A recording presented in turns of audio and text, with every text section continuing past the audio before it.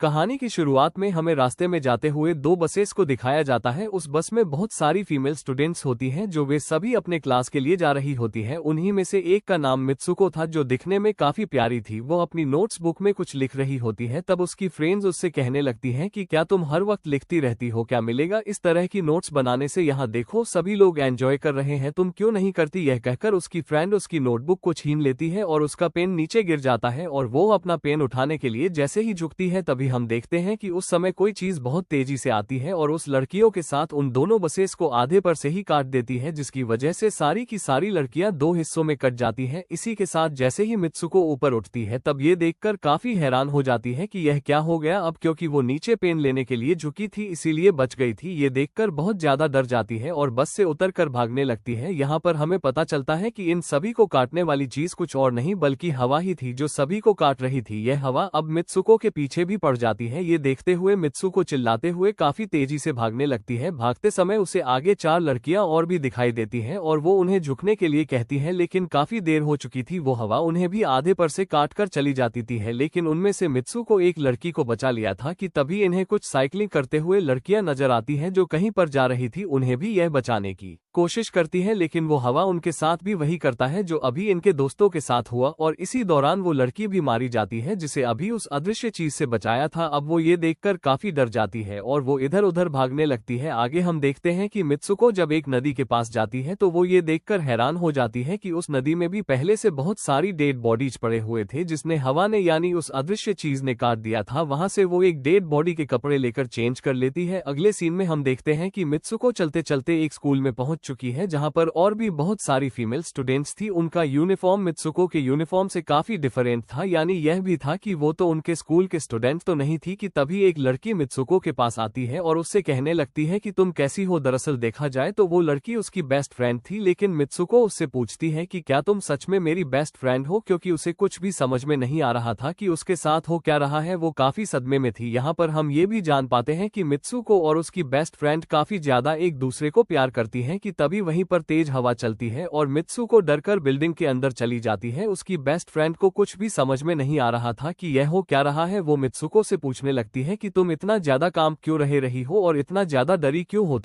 तुम्हें हो क्या गया है। तब मित्सुको अपने बेस्ट फ्रेंड को सब कुछ बता देती है कि किस तरह से एक हवा का झोंका आया और उसके स्कूल के सभी स्टूडेंट्स को काट कर चली गई। यह सुनकर उसकी दोस्त उसे विंडो के पास ले जाकर उसकी हाथ बाहर निकालकर कहने लगती है कि ये देखो ये बस हवा है और कुछ नहीं। यहाँ पर मित्सुको के दिल को कुछ शांति मिलती है और इसे लगने लगता है कि शायद यह मेरा ख्वाब ही हो सकता है। जिसके बाद मित्सुको का बेस्ट फ्रेंड अपने दो और दोस्तों को लेती है और क्लास को बंद करने का प्लान बनाती है। जैसे ही ये चारों क्लास के बाहर जाने के लिए निकलने ही वाली होती है कि तभी वहां पर उनकी टीचर आ जाती है और उन्हें देख लेती है, लेकिन वो चारों वहां से भाग जाती हैं। वे चारों भागते भागते एक लेक पर आ जाती हैं। वहां पर मित्सुको की बेस्ट फ्रेंड अपने दोनों दोस्तों को भी उसके ख्वाब के बारे में बताती है। तभी उनमें से एक लड़की कहती है कि हो सकता है कि यह सच हो, जैसे मिरर वर्ल्ड होती है जहां पर इस दुनिया से अपोजिट यानी उल्टा होता है। ये कहकर वो तालाब में एक पत्थर फेंक कर कहने लगती है कि देखो यहाँ पर मैंने तो पत्थर फेंका है, लेकिन हो सकता है कि दूसरी दुनिया में मैंने ऐसा ना किया हो। कि तभी अचानक से उस तालाब में से एक क्रोकोडाइल निकल कर आता है, उसमें से एक लड़की को खा जाता है।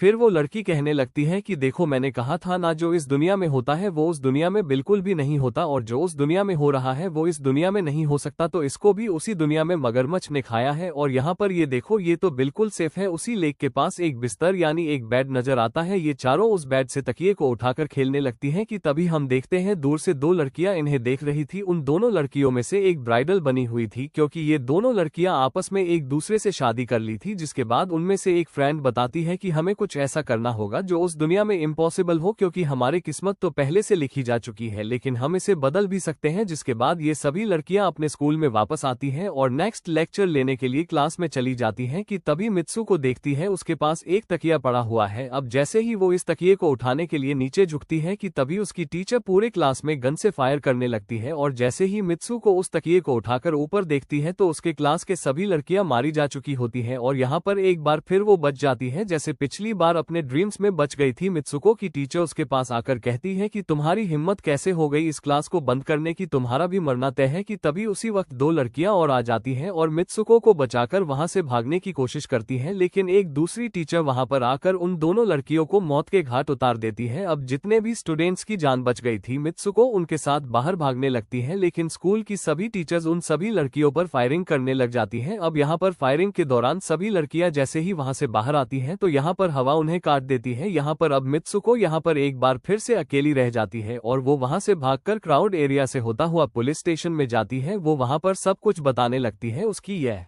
बात सुनने के बाद पुलिस वाली लड़की उससे कहती है कि लेकिन तुमने स्कूल वाली कपड़े तो नहीं पहने हुए हैं। और जब वो उसके सामने एक मिरर को रखती है तब मित्सुको उस मिरर में देखती है कि वो तो एकदम से बदल गई होती है और लोग उसे मित्सुको के नाम से नहीं बल्कि उसे किसी और नाम से बुला रहे थे। यहाँ पर हमें पता चलता है कि उसकी शादी होने वाली थी। तब वही पुलिस ऑफिसर उसे उसकी शादी के लिए लेकर जाती है। ये देखकर आसपास के लोग उसे कांग्रेचुलेशन दे रहे थे। अब जैसे ही वे सभी उसे लेकर चर्च पहुंचते हैं तो मित्सुको को बेस्ट फ्रेंड भी वहीं पर मौजूद होती है। मित्सुको उससे पूछने लगती है कि यह सब मेरे साथ क्या हो रहा है। तब उसकी दोस्त उससे कहती है कि अभी खामोश रहो, हम अभी किसी के कंट्रोल में हैं, बस जैसा मैं कहूं तो तुम वैसा ही करो। और यह कहते हुए वो उसका वेडिंग ड्रेस पहना है और उसे वहां जाने के लिए कहती है। अब जैसे ही वो अपनी मैरिज सेरेमनी के लिए आगे बढ़ती है तो वहां की सभी लड़कियां उसका मजाक उड़ाने लगती हैं। ये देखकर उसकी बेस्ट फ्रेंड एक एक करके सभी को मारना शुरू कर देती है। जिसके बाद जैसे ही मित्सुको आगे बढ़ती है तो उसके ग्रूम की जगह एक ताबूत खड़ा हुआ नजर आता है। उस ताबूत को खोले जाने पर एक बड़ा पिग बाहर निकल कर आता है। मित्सुको उसे देखकर काफी ज्यादा डरने लगती है और एक टूटी हुई बोतल से उस पर अटैक कर देती है। जिसके बाद मित्सुको और उसकी बेस्ट फ्रेंड चर्च से भागते हुए बाहर आ जाती हैं। यहाँ गेट पर भी दो लड़कियां इन्हें रोकने की कोशिश करती हैं, लेकिन मित्सुको की बेस्ट फ्रेंड इन्हें मारकर वहां से भाग जाते हैं। उधर मित्सुको दूसरी तरफ भाग रही थी क्योंकि अब उसे लगने लगा था कि उसके साथ कुछ ज्यादा ही गलत हो रहा है। आगे जाने पर एक और मिरर में खुद को देखती है तो वह एक बार फिर से खुद को बदला हुआ पाती है। अब जिस जगह पर मित्सुको थी वहीं पर रेस हो रही थी कि तभी उसके पास कुछ लड़कियां आकर उससे कहने लगती हैं कि तुम तो बहुत अच्छी रेसर हो, खड़ी क्यों हो, भाग क्यों नहीं रही। और जब वो भागना स्टार्ट करती है तब वो खुद में काफी एनर्जी फील करने लगती है। जिसके बाद मित्सुको रेस जीतने की पूरी कोशिश करने लगती है। भागते समय उसे अपने डेड फ्रेंड्स भी नजर आती हैं जो कुछ वक्त पहले उसके स्कूल में मारी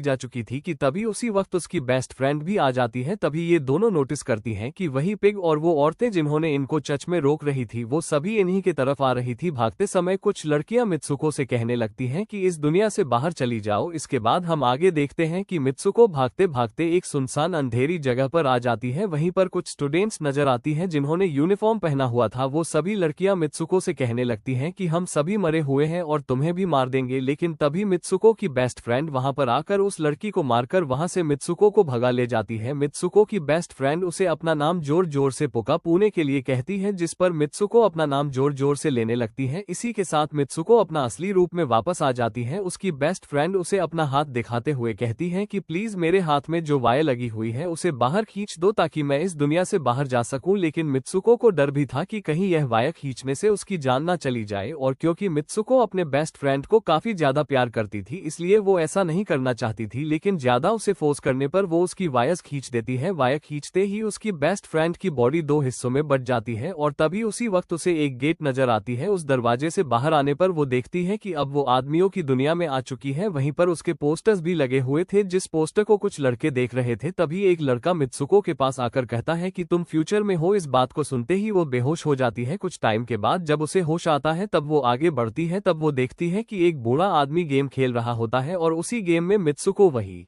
कैरेक्टर नजर आती है जो अभी बनी हुई है। मित्सुको को देखते ही बूढ़ा आदमी कहने लगता है कि मैंने ही इस गेम को बनाया है और मैं ही हूं जो तुम लोगों को कंट्रोल कर रहा हूं। तुम तो बहुत पहले मारी जा चुकी थी लेकिन मैंने तुम्हारा डीएनए लेकर तुम्हें फिर से बनाया। मित्सुको को जब ये बात सुनकर उसे पता चल जाता है कि यह एक गेम है तो उसे लगता है कि शायद मैं अभी भी अपने दुनिया में जा सकती हूँ। कि तभी उसी समय एक आदमी आता है और मित्सुको को अपने पास बुलाने लगता है। तब बट वो बूढ़ा आदमी मित्सुको से उसकी आखिरी लेवल को कंप्लीट करने के लिए कहता है। वो आगे बढ़ने लगती है कि कि तभी मित्सुको को अपने दोस्त की कही हुई बात याद आ जाती है कि अगर हम इस दुनिया में कुछ ऐसा करेंगे जो दूसरी दुनिया में इम्पॉसिबल हो तो तुम इस गेम से बाहर आ जाओगी। और इसी के साथ वो इस आदमी का गला दबा देती है और कहने लगती है बस करो हमारे साथ खेलना। ये कहकर मित्सुको उस बूढ़े आदमी की छड़ी को उठाकर अपने पेट में घुसा देती है, जिस इस वजह से उसकी मौत हो जाती है। और यहाँ पर हम देखते हैं कि बूढ़ा आदमी यह सोच भी नहीं सकता था कि मित्सुको ऐसा कुछ कर सकती थी और इसी के साथ उसकी डेस्टिनी पूरी तरह से चेंज हो जाती है। वो इस दुनिया में यानी गेम में तो मर चुकी थी, लेकिन असली दुनिया में वो अभी भी जिंदा थी। आगे हमें ये भी दिखाया जाता है कि मित्सुको के बाकी के कैरेक्टर्स भी किसी ना किसी वजह से अपने आप को मार लेते हैं और अब वे सभी गेम का पार्ट नहीं थे। अगले सीन में मित्सुको को बर्फीले जगह पर लेटा हुआ दिखाया जाता है और अब वह अपने रियल वर्ल्ड में आ चुकी थी और इसी के साथ ये दिमाग घुमा देने वाली कहानी यहीं पर खत्म हो जाती है।